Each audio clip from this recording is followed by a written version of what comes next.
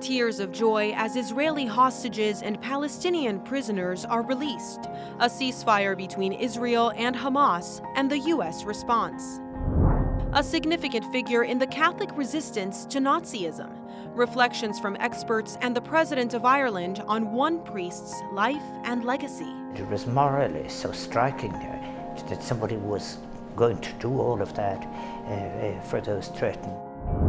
We try to not just give food, not just give services, but our mission is to promote dignity, that the people will feel their own dignity that's God-given for each person. A small plot of land having a big impact on the bodies and souls of those in need. EWTN News In Depth starts now.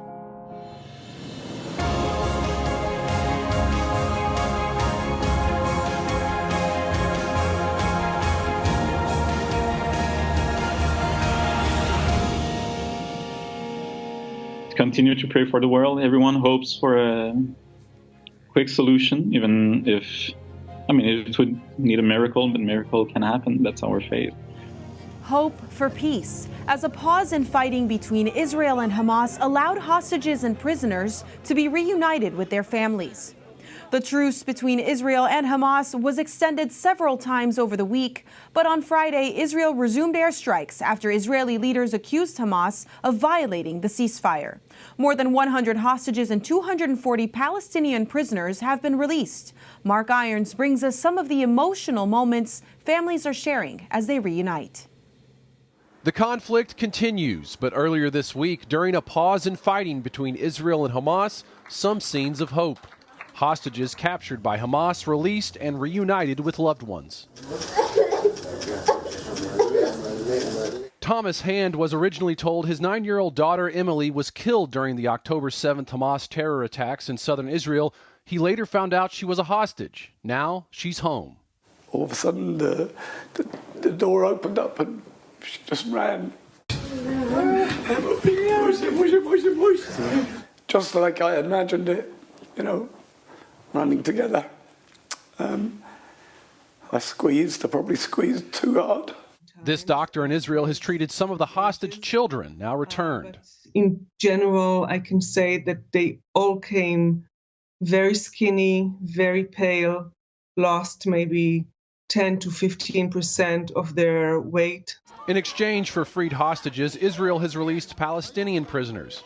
This week, U.S. Secretary of State Antony Blinken visited Israel. He pushed for an extended ceasefire, but the fighting now continues. Image after image shows the destruction in Gaza and the impact on Palestinians.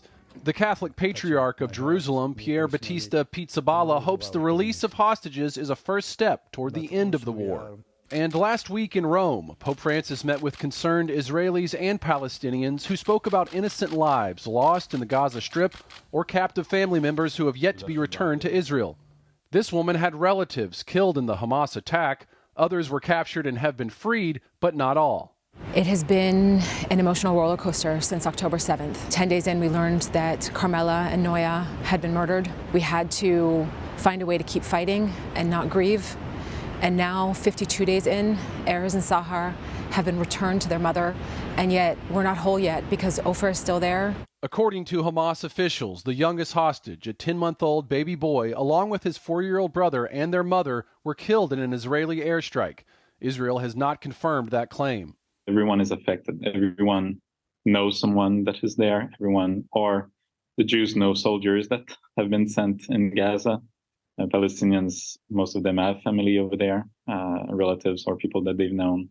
Father David Grenier, a friar at the Franciscan Monastery of the Holy Land in America, based in Washington, D.C., works closely with fellow friars and communities in the Middle East, including holy sites in Bethlehem and Jerusalem, not far from the Gaza Strip. With the region reeling from war, life in the Holy Land isn't the same. In Bethlehem, in the West Bank of Israel, the typical annual Christmas festivities scheduled in the birthplace of Jesus have been canceled to mark solidarity with Palestinians suffering in Gaza. No one is indifferent to what is going on right now. Pray for the world, pray for the peace, pray for the end of the war. Mark Irons, EWTN News In Depth.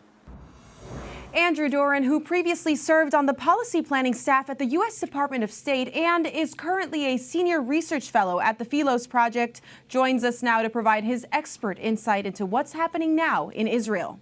Andrew, thank you for joining us again. The Hamas-Israel war continues. Israel says Hamas violated the ceasefire, triggering Israeli airstrikes in the south. What do we know as of right now? Well, we know that the humanitarian pause, as it's referred to in Israel officially and on the street, was broken by Hamas. And Hamas has failed to keep the terms of these humanitarian pauses repeatedly. And despite that, the international community continues to get leverage in Western institutions and Western media on Israel by suggesting that it's Israel breaking the terms of the humanitarian pauses. There are, at last count, I think 137 people being held, 10 of them over the age of 75, 2 of them children, and the majority now are males. But Hamas has failed to stick to the terms as it laid them out, and there have been some pretty traumatic, pretty awful scenes on social media just over the last couple of days, specifically with an Israeli family. And so this trauma that began for Israelis and the Jewish people around the world has extended now into December.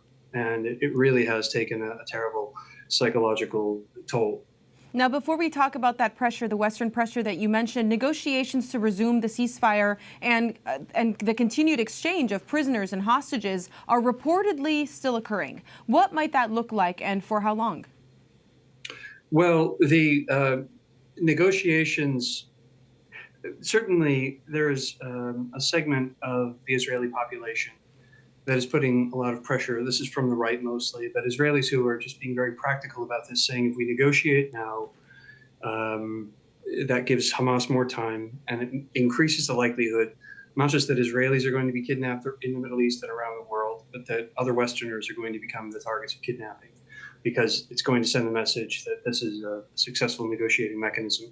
The longer the war goes on, the more pressure is likely to come down on Israel from Europe and from the United States, from the West, to stop the war.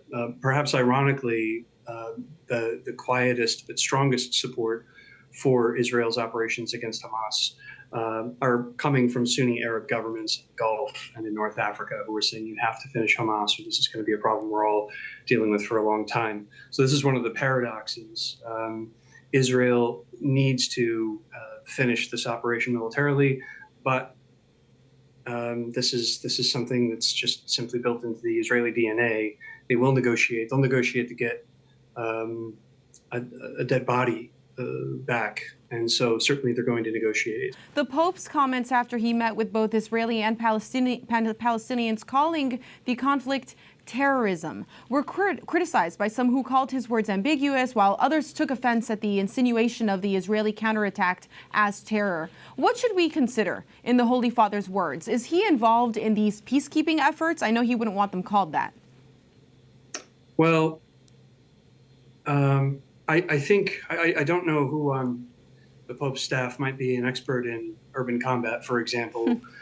But if you look at the plans that we reportedly proposed to the Israelis for Mosul and Raqqa, which I saw firsthand in 2017, that included a very powerful barrage of airstrikes that was pretty indiscriminate.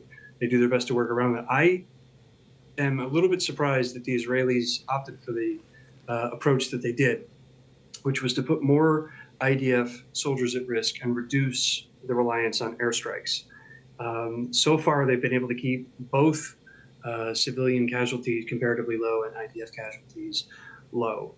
The Israelis probably, when this is done, will have provided a blueprint for how to conduct urban combat in a high population density area where human shields are being availed by state actors and quasi-state actors and terrorist groups like Hamas.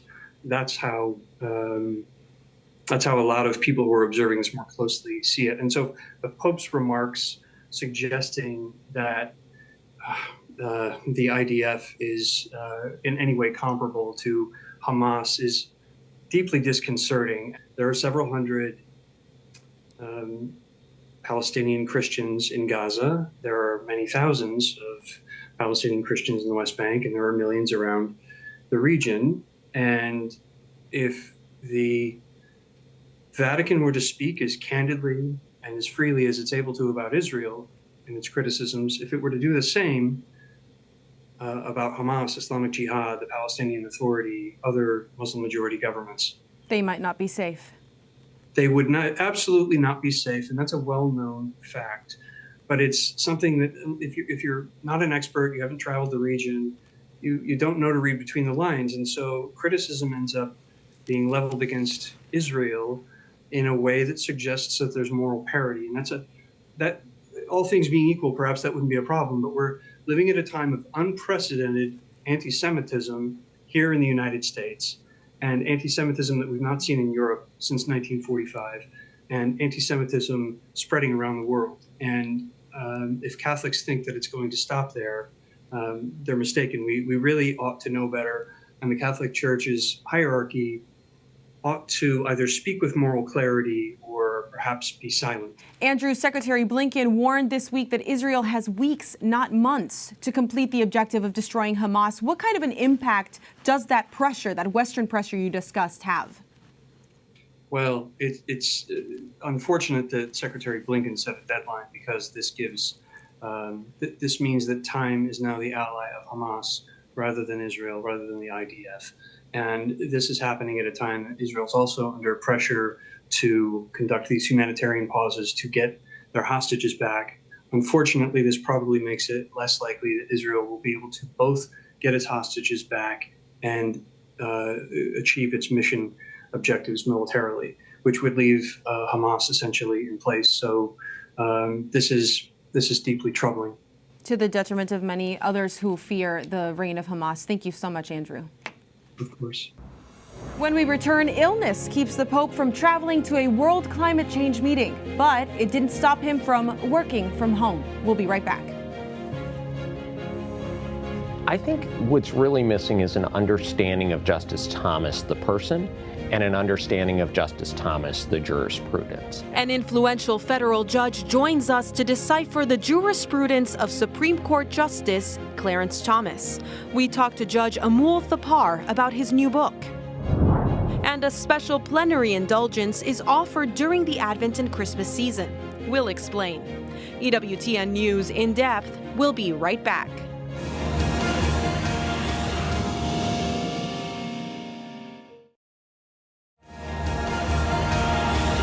Per favore, non dimenticatevi di pregare per me. Buon pranzo e arrivederci. Pope Francis asking for prayers and wishing everyone a good day last Sunday after a papal aide delivered the Angelus. The Holy Father spoke via video link instead of the window of the papal palace that overlooks St. Peter's Square due to the inflammation in his lungs. The Vatican says Francis was suffering from a mild flu. A CT scan showed lung inflammation, and the Holy Father was put on antibiotics. Vatican leaders say to ensure Francis's recovery, he would not attend the United Nations climate conference known as COP28. With rumored reluctant obedience to doctors' orders on the part of the Holy Father, the trip was canceled. His ongoing illness forced Francis to reschedule his Monday appointment with abuse victims to Tuesday. 21 victims from France visited the Pope at his residence after meeting earlier with the Pontifical Commission for the Protection of Minors. Francis thanked the survivors for their courage and assured them that their voices are heard and the Church is committed to eradicating abuse. Also at the Vatican, Francis's right-hand man, Secretary of State Cardinal Pietro Parolin, sent a stern letter to bishops in Germany related to the German synodal path. In the October 23rd letter, Parolin made some key points. The ordination of women and changes in the Church's teaching on homosexuality will not be subjects of discussion at upcoming meetings this January. In the letter, Parolin also reminded bishops of potential disciplinary consequences for anyone defying Church teaching. Parolin also reminded German bishops to stay on the path of the Universal Church, which is currently in the midst of its own synodal way led by the Holy Father. A.C. Wimmer, the editor-in-chief of CNA Deutsch, the German-language arm of the Catholic news agency, joins us now to talk about the latest stories out of the Vatican. A.C., thank you for joining us. This German synodal path has pushed several controversial ideas. What are you hearing from church leaders in Germany in response to Parolin's letter? Hi, Montse. It's great to be with you. We're hearing a lot, actually. Finally, some reactions coming both from the so-called progressive camp as from the so-called conservatives. In particular, Bishop Stefan Oester of Passau has come out saying, yes, unity is under threat among the German bishops, whilst those who are pushing for what has been resolved, they think, at the German synodal way, are of course saying that they need to continue with their reforms. And so you do have a picture of disunity forming and coming out, and there is an ongoing debate about this and how it might be damaging relationships, not only within Germany, but also with neighboring Poland, which is a crucial and sensitive relationship, and of course with the Church in Rome.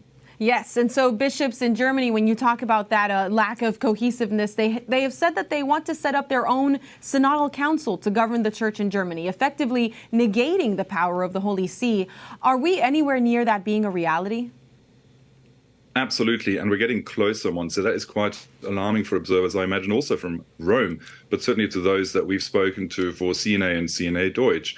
They're saying if that permanent synodal council is really going to happen, then it will no longer be commensurate with the sacramental structure of the church. That is how the Vatican put it to the German bishops, who still seem to be bent on doing this, though. Well, that's something we'll be watching for January. But in other Vatican news, after a week of rumors, multiple sources have reported that Pope Francis will be removing Cardinal Raymond Burke's Vatican appointment and salary. The Cardinal has been a frequent critic of Pope Francis's policies. Has there been any confirmation of the reasons for what appears to be punishment?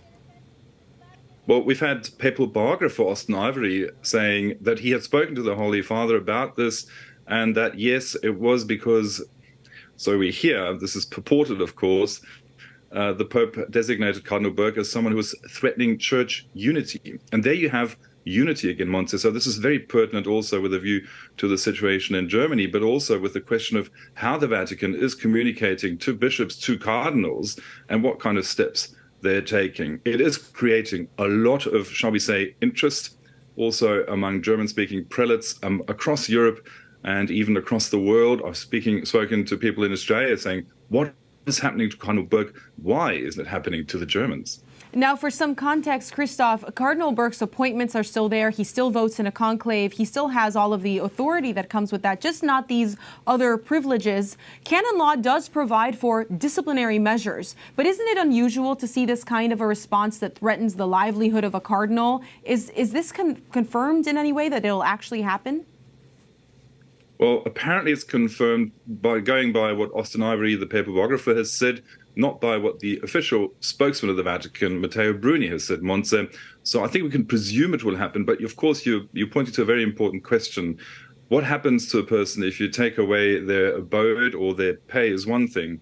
The canonical question, in particular for also the Germans, is if they were to ordain women, as they've now more or less resolved at the German synodal way, they might actually be facing excommunication, a far more serious. And as you've pointed out, the consequence for Cardinal Burke may be that his livelihood may be in question, but his status as a cardinal remains absolutely resolved. He is, of course, a Catholic, a prelate, a cardinal of the Catholic Church. Yes, someone who is coming in as a modern apostle.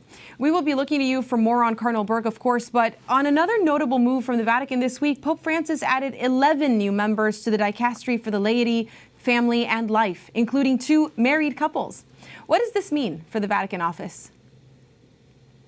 Look, I think it's a very smart move to include people who are affected, who are living the vocation of being married, and it is the sort of witness that the Vatican has called for, that Pope Francis has called for, that the synodal processes have called for. The Synod on Synodality has spoken about this and has included, as we've reported, lay people to their processes as delegates, as voting members. So this might be a move that is commensurate with the overall moves that we've seen under the Francis pontificate of making sure that the people who are part and parcel of what the Church is doing here and are able to contribute to it in a meaningful way right there in Rome. Well, we look forward to seeing what that means, too. Thank you so much, Christoph. Thank you kindly. The Week in Review is next, including proof of life for an imprisoned Catholic bishop in Nicaragua. For the first time in months, pictures and video are released from the dictatorship. To work in a beautiful space, to work with my hands and produce a tangible, a tangible example of caring for the earth and, our interaction with the earth. And for it to go to people in need, I feel very fortunate. The tangible and intangible gifts of their work. Still to come, the many hands pitching in to help a unique ministry grow.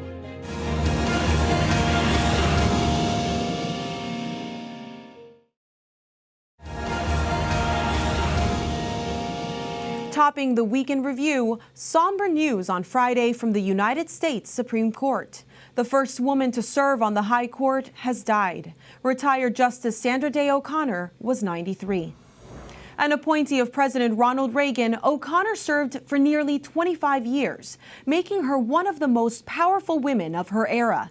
Nominated as a conservative, but later known for her independence on the bench, she played a pivotal role in numerous closely contested cases involving abortion, religion, affirmative action, and sex discrimination. She rejected the idea of eliminating abortion and co-wrote the opinion in Planned Parenthood versus Casey in 1992, which set new standards for judging abortion cases, but reaffirmed the core of Roe versus Wade. When she retired in 2006 to care for her husband, who had dementia, she was succeeded by Justice Samuel Alito. You can read more on O'Connor's judicial legacy in our sister publication, the National Catholic Register. New insights today into Supreme Court Justice Clarence Thomas's judicial impact from Judge Amul Thapar of the U.S. Court of Appeals for the Sixth Circuit. In 2017, Thapar became President Donald Trump's first Court of Appeals appointment. He has long been a student of the legal philosophy of originalism, for which Thomas is famous. His position as the first Indian-American federal judge also gives him unique insights into Justice Thomas, which he shares in his newly released book, The People's Justice, Clarence Thomas, and the Constitutional Stories That Define Him. I recently sat down with him here in our DC studios. Here is Judge Amul Thapar on the record. You wrote a book with stories that tell the impact of Justice Thomas's decisions and his cases, or where he was lead in these cases, through the eyes of the person it affected. Tell me a little bit about why you wrote that. The real stories of the people that come in front of the court, the real stories of the cases are rarely told. And so what I thought is the way to explain originalism, the way to explain Justice Thomas's jurisprudence is through the eyes of the litigants, the real people whose lives are impacted by these cases. And when you read the stories of their life and how they end up in the Supreme Court and how Justice Thomas's jurisprudence impacts them, you see something much different. You see that Justice Thomas is first and foremost an originalist, but he cares passionately about people. Well, you just used what I would call a legal dirty word, which is a word that a lot of Americans wouldn't understand, originalism.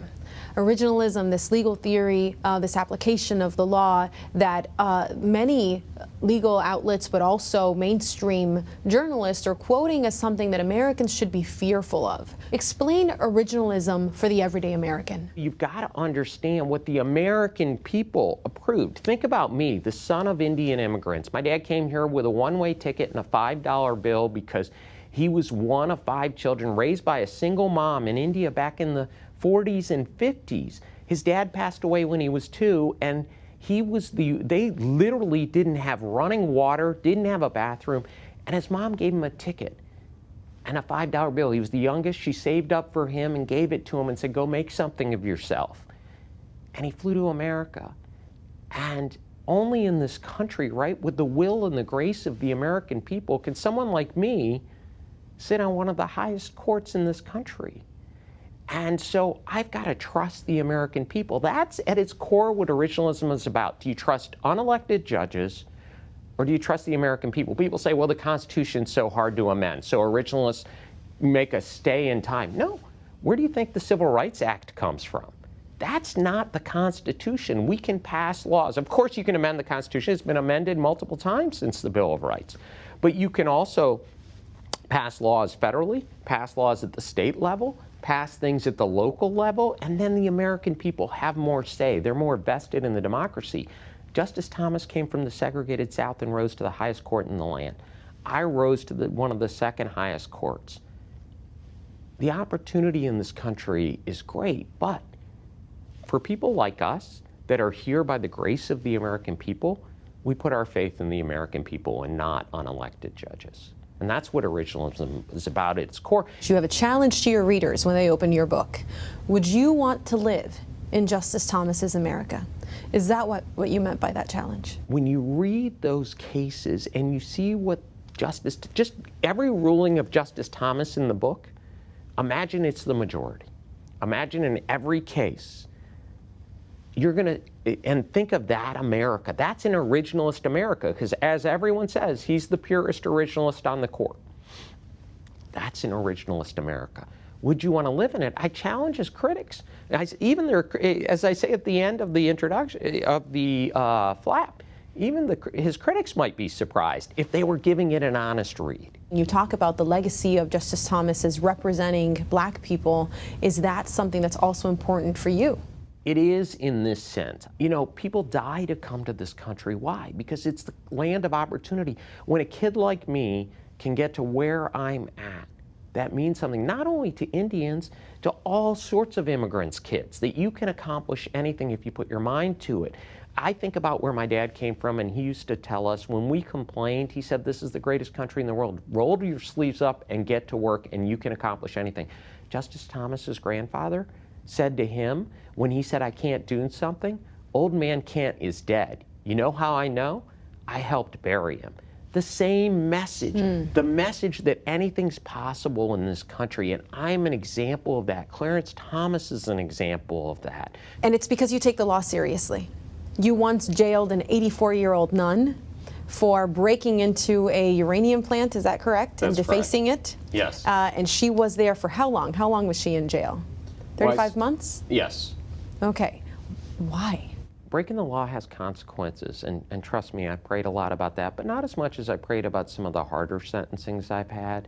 You know, the sentencing is really hard, but you can't make exceptions. Like, that's not our job. Again, if the American people say this is the right sentence, and I believe the law covers the conduct, then that's what you got to do. A jury convicted her. It was my obligation to sentence her. And it was she asked, ironically, for life. You said she wasn't remorseful. Well, she thought it was, to be fair, I mean, she was an objector to nuclear power, right? And so if she thought she was doing the right thing, she was an amazing woman, right? But she made a mistake. She committed a crime. And that crime has consequences. How can we create exceptions for one group of people because they put the religious cloth on? That can't be the exception. There can't be exceptions. Think about what went on in our church.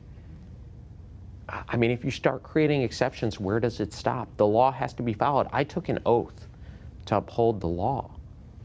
That oath was important to me. Let's talk about Second Amendment rights.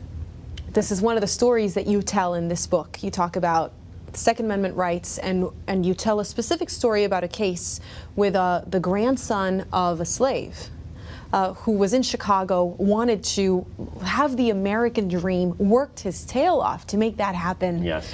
And then the crime rate soared, and all of a sudden he's in a precarious situation where he wants to protect his family, and he can't. Because in Chicago, he could not own a gun.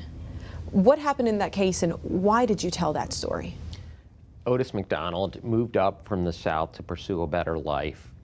He was a sharecropper's son, grandson of slaves, came to Chicago and enlisted in the Army, served our country honorably, got out. The GI Bill provided him an opportunity to get an education. He pursued that education at night while he worked by day. All he wanted was to provide a better opportunity for his wife and kids than was given to him, not through anyone's fault, he recognized, but just through circumstances. He worked his tail off, as you mentioned, and bought a house in Morgan Park. It was perfect when he moved in, but at the same time, the crime was moving out in his community on the south side of Chicago. And this perfect middle-class, integrated neighborhood was suffering from gang violence and drug crimes, and people breaking in. And he, as the book recounts, 6 kind of harrowing crimes him and his family suffer, and he did different things to try and stop the crime. First, he put bars on his house. When that didn't work, he put in an alarm system. He joined a community group. He became the head of the community group. But what broke the camel's back is these kids and wife are sleeping in the house as is he. And luckily, the neighbor saw someone that had broken in and was hiding under his car and called the police. And Otis knew that had that eagle-eyed neighbor not seen that happen, it might be too late. By the time someone calls the police, they might be inside. And you know what was unique? What he saw in the chapter recounts it, is that the criminals weren't obeying the gun laws. They had guns. The gang members had guns. He had guns pointed at him. Otis was just a hardworking janitor, head of the union, because of his education, became really successful from where he came, and yet he couldn't protect his family. He had had enough. He wasn't going to wait for someone to break in and do something harmful for his family where he didn't have recourse.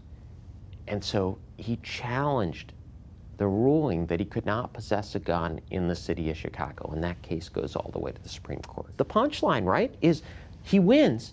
Justice Thomas writes a concurrence, the descendant of slaves, writes a concurrence about when the 14th Amendment was passed in the Privileges or Immunities Clause. He points out back to the history that one of the reasons Frederick Douglass said, and he quotes it, he said, "We will never have equality without our gun rights." Why? Because what happened in the South is they were dispossessing blacks of guns through black codes.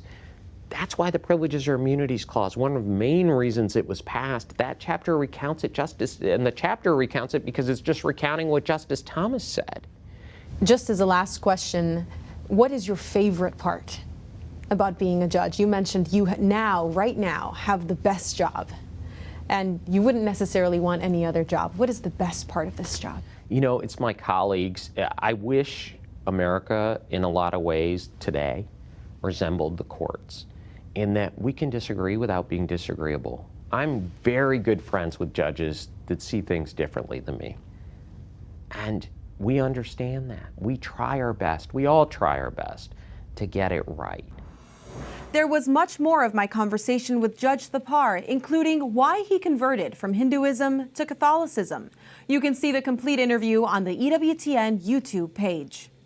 In other news this week, 3 days of public events celebrated the life of former First Lady Rosalynn Carter. The global humanitarian, helpmate to a president, and family matriarch died at the age of 96.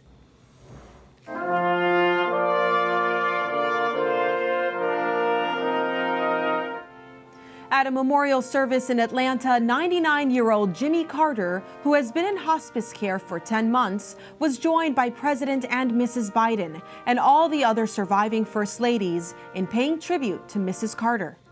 A woman of deep faith, she was remembered as the glue that held the family together. A modern First Lady who sat in on cabinet meetings and professionalized the East Wing office of the First Lady, she was actively involved in fighting for the Equal Rights Amendment, which Mother Angelica herself had said just years before would have deeper effects on society than was visible at the present time.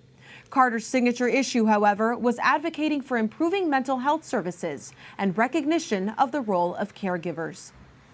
A giant in the world of American foreign affairs has died. Former Secretary of State Henry Kissinger passed away on Wednesday at the age of 100. A powerful force in both the Nixon and Ford administrations, Kissinger was the only person to ever serve as both Secretary of State and National Security Advisor. His pivotal role in the Vietnam War prolonged the fighting and expanded it into Laos and Cambodia. One of his greatest achievements came in the 1970s, when his efforts led to the opening of diplomatic ties between the U.S. and China. As recently as this year, at age 100, he was greeted in China with a red carpet welcome. But Kissinger has long been a polarizing figure. Admirers have praised his diplomatic achievements, but critics say his foreign policy legacy has led to political instability and wars across the globe. The Nicaraguan dictatorship of Daniel Ortega released new photos and video of imprisoned Bishop Rolando Alvarez this week. It comes in response to demands from multiple organizations and even congressmen in the United States for proof of life. Alvarez, who is the Bishop of Matagalpa, has been in prison since February, sentenced to 26 years behind bars for alleged treason. The Nicaraguan Ministry of the Interior says the video and photos show the conditions of Bishop Alvarez's confinement are preferential. Alvarez is one of hundreds of political prisoners Nicaragua's President Ortega has accused of conspiring against the government. Last February, the U.S. negotiated the release of more than 200 political prisoners from the regime, including priests, to be flown to the U.S. Bishop Alvarez refused the offer. Life's a little bit of sunshine, it's a little bit of rain. A distinct American sound embraced by Dominican friars who weave scripture into their songs. Their music still to come. But first, the priest who defied the Nazis to save thousands of lives. We'll be right back.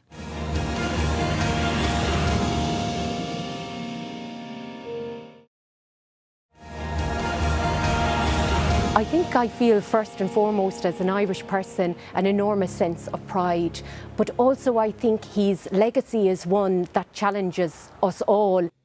A sense of pride for the courageous work of a humble priest who defied the terror and horror of the Nazis. Monsignor O'Flaherty became a leading voice in providing safe hiding places for those escaping the Nazis during the Second World War. But as EWTN's Vatican correspondent Colin Flynn shows us, he was not the only Irishman who provided refuge for those targeted by Hitler's army.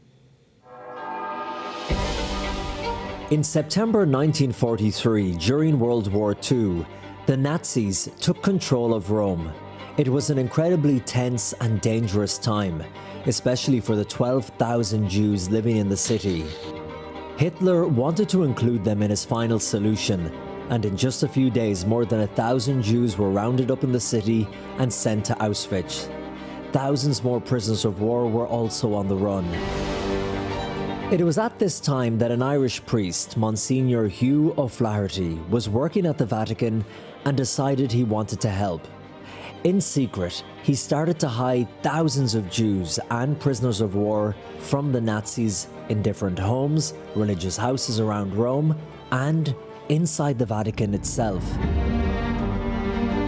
The Nazis knew exactly what he was doing, but couldn't touch him as long as he remained within the perimeter of Vatican City, an independent and neutral state. And it was during these crucial months Monsignor O'Flaherty was living inside Campo Santo within Vatican City. German soldiers outside, inside the Vatican State, the Vatican guards, of course, the Swiss guard. And so it was here surrounded by police and military. So a heightened tension must have been in the air with the guards. On the one hand side, yes. On the other hand side, it was very secure here. Under Pius XII, the Vatican was absolutely neutral. So the Germans had not the courage to come in and risk a major conflict. It was from this very place we're standing that Monsignor O'Flaherty is credited with saving the lives of over 6,500 people by using his vast network of contacts to offer hiding places throughout Rome and beyond. And you see, this is the last corner of the whole compound, so nobody could see him or know when he's coming, going. He had one of those, in those times, 3 rooms, only 3, and one of the 3 he had. Monsignor O'Flaherty would risk his own life by sneaking out of the Vatican at night and therefore leaving the neutral territory. He would meet fleeing Jews and bring them back to the Vatican, even dressing some of them as priests and nuns to get them past the German soldiers and Swiss Guard. The name was simply organization. He had many friends, helpers, and a team, a whole team which organized about 200 safe rooms, safe houses in the city. It's important to point out that although Monsignor O'Flaherty is well known because of how many people he saved, he wasn't the only one helping the Jewish community during this horrific time. There were other Irish religious in Rome who did the exact same thing, but are rarely talked about. For example, at the Church of San Clemente in Rome are the Irish Dominicans. Well, here we are in the 12th century Basilica of San Clemente, one of the most extraordinary buildings in the world. The Irish Dominicans, we've been here since 1677. Of course, refugees from Ireland, you know, from the persecution, Cromwellian persecution in Ireland. And it's amazing to think then that during the Second World War, we were able to give hospitality to refugees. Father Paul Lawler is the prior here at the monastery and is bringing me to the very top floor. And this was added in 1400. The building itself is 12th century. It's such an old structure, you know, that we're still living in buildings that were built in the 12th century. Wow, isn't that amazing? Still standing strong. Still living. Well, this is the corridor where students lived coming out from Ireland, and indeed still live here. But during the war, there were no students coming out, and this corridor was empty. The Jews were being rounded up, and as we know now, being brought to extermination camps. Pope Pius XII asked religious houses and institutions to take them in. The Irish Dominicans were just one of many religious groups who answered the call. San Clemente brought in 5 that lived in this corridor. So they lived here during the day and went down to the garden at night time. Some of them went to Israel afterwards and wrote back to thank and say, you know, they would never forget the hospitality of the Irish Dominicans. Really something we can take pride in, you know, that we could reach out to these people who are in such danger. It is a source of pride for the Irish community in Rome, but also back in Ireland and in County Kerry, where Monsignor O'Flaherty grew up and went to school. This is the school he went to, the Presentation Monastery Primary School. This is the old building, but the school has since moved across the road to a new home. And inside, the memory of their past pupil lives on, where the students learn about his story, and one pupil even has a special connection to him, the grandson of one of Monsignor O'Flaherty's good friends, who even gifted him a special cross. This is a cross that Hugh O'Flaherty, my granddad Jimmy Toomey was like a great friend of his, and Hugh O'Flaherty gave a couple of crosses to to a few of his friends, and my granddad got one. My uncle would tell me, he'd tell me what he was like, and he was a very shy person. But he'd never talk about what he did in World War II. He'd just be very shy kind of about it. What have you learned from his story? I learned just be nice to everyone. It doesn't matter who they are, if they're different religion or anything. Outside Rome, wrecked tanks are not seen dead as the Yanks move in. Rome itself is almost without a scar, but where the German resists, he is slaughtered. When Rome was liberated by US forces in June of 1944, there were celebrations in the streets. Monsignor Hugh O'Flaherty had survived and helped thousands of others to survive as well. A recent visit by the Irish President Michael D. Higgins to the Vatican to meet Pope Francis saw him stop by the plaque of Monsignor O'Flaherty at Campo Santo, where he laid a wreath and spoke of his bravery. President Higgins, when you think of the life and legacy of Monsignor O'Flaherty, what strikes you? What strikes me very much is, I think, how clever he was, because certainly the atmosphere of the time meant that he took considerable risks, even with those who were very close to him. So, and as I said, it was morally so striking that somebody was going to do all of that for those threatened. And on that plaque paying tribute to Monsignor O'Flaherty, it states he died in 1963 and is buried not here among the Vatican powerful, but instead he's buried back in Cahersiveen in Ireland. For this is where his sister lived, who cared for him in his final years, and where his niece Pearl still lives today. What do you think when you think of him and what he did, his legacy? I think he was a mighty man, and he was a fantastic uncle. He had fierce interest in everything we ever did. What was he like as a person? Strict. Strict? Do you notice he's such a big heart? He always had the interest of the person there at the moment, no matter what the crisis was. He dealt with it, and he tried to make the thing easier. Are you proud? I am. I'm very proud. You know, all you can say is he did his best. Hugh O'Flaherty was only 65 when he died, but his legacy truly lives on today. As a person, I think his legacy challenges us all to think on an individual level. How do we respond to those in need of refuge and sanctuary? He had no fear. He was special. I mean, for him, everything was possible. I think the lesson is that, like, you should always think about other people and not just be you. It's okay to be scared, but you should always try to help other people when you can. 60 years after his death, the incredible memory and legacy of Hugh O'Flaherty lives on. And not just at home in County Kerry, but as you've seen, also here at the Vatican in Rome, where we remember the remarkable courage and kindness that he showed to so many people at a time of such suffering and pain. In Rome, Colm Flynn, EWTN News in Depth.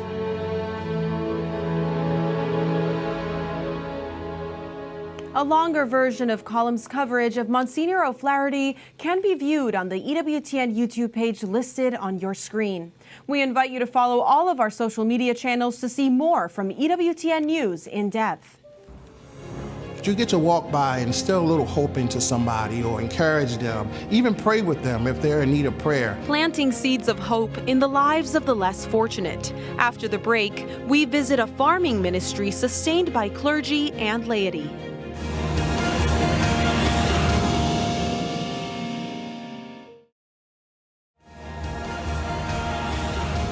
From farm to fork, Catholic religious and laity are tilling the soil, harvesting the fruits of their labors, and serving up delicious hot meals. EWTN News In Depth's Roselle Regis visited a ministry where volunteers roll up their sleeves in the country and in the city to help serve others. We are a ministry of the Franciscan Friars Conventual. Our mission is mainly twofold: to care for our earth and to care for the poor. On 310 acres of rolling hills and woodlands in Ellicott City, Maryland, on the property of the Shrine of St. Anthony, you can find Little Portion Farm. We grow probably over 30 different types of vegetables, over a dozen different kinds of fruits, a lot of herbs. But the land hasn't always been that fruitful. And for a long time, the friars leased out the property to other farmers who used kind of conventional industrial style of agriculture. Pesticide use, herbicide use. Until Laudato Si came out, Pope Francis's encyclical, which focused renewed attention on the long-standing Catholic teaching to care for creation.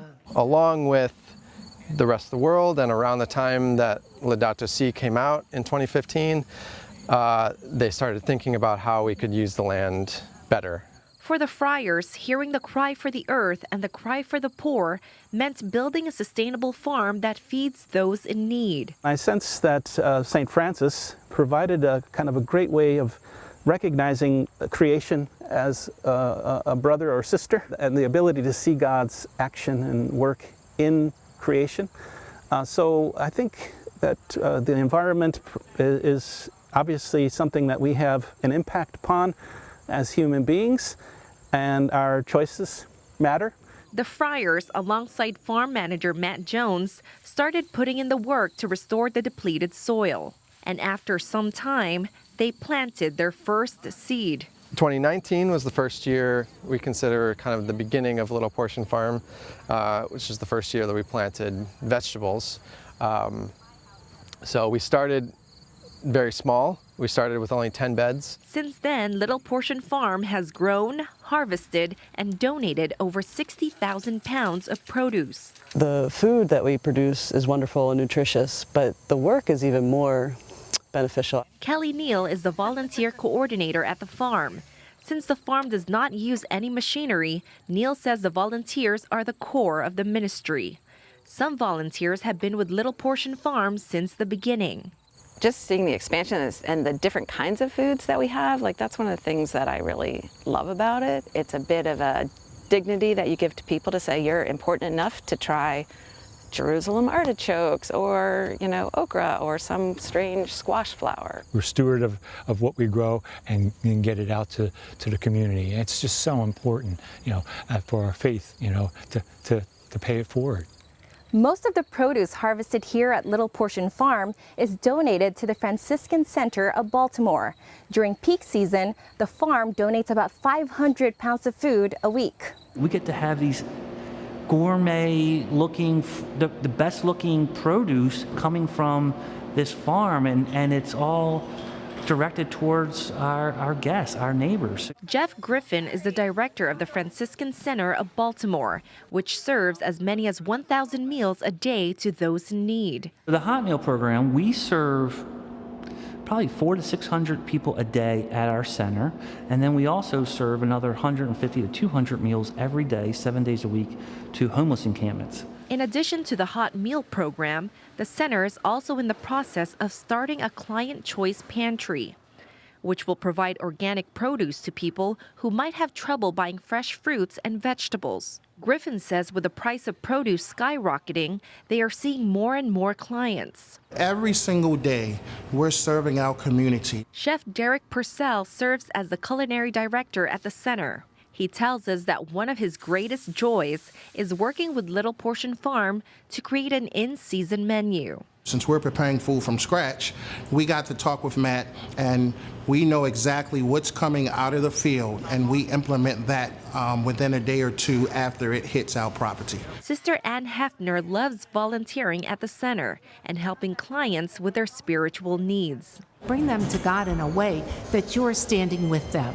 You're not pointing the way, you're not, above, you are with them holding their hands. And I think that's what we do here. Rosal Regis, EWTN News in Depth. Staying on a little bit of a country theme, from farming in the country to country and bluegrass music, you may be conjuring images of straw hats, flannel, and banjos. Well, how about friars? The Hillbilly Thomas are a team of Dominicans who met while studying in their formation house in Washington, D.C. They recently played at the Pontifical University of St. Thomas Aquinas in Rome. We give you a sampling of their music in our Images of the Week.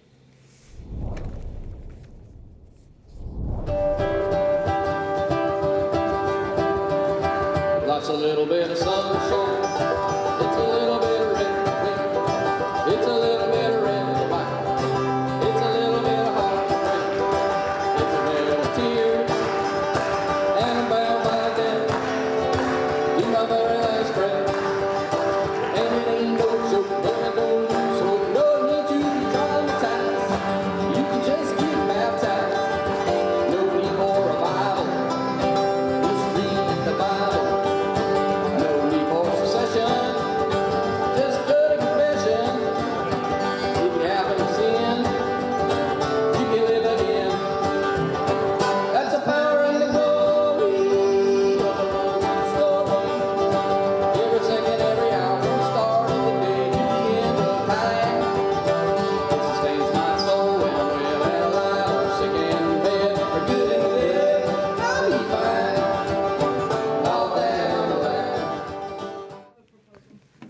Hillbilly Thomas began in 2017 and have several CDs. You can visit their website, hillbillythomas.com, to find out more about them and when they may be playing at a parish near you. And if you have a Franciscan parish near you, all the better this Advent and Christmas season. The Vatican has approved the special plenary indulgence if you pray in front of a nativity at a Franciscan church. It's in honor of St. Francis, who is credited with creating the nativity scene 800 years ago in 1223. The indulgence will be offered from the Solemnity of the Immaculate Conception of the Blessed Virgin on December 8th to the Feast of the Presentation on February 2nd. Conditions to receive a plenary indulgence is detachment from all sin, sacramental confession, Holy Communion, and prayer for the intentions of the Pope. Thanks for joining us this week. We hope you enjoyed our program. Tune in next week for more news important to your Catholic life. See you then.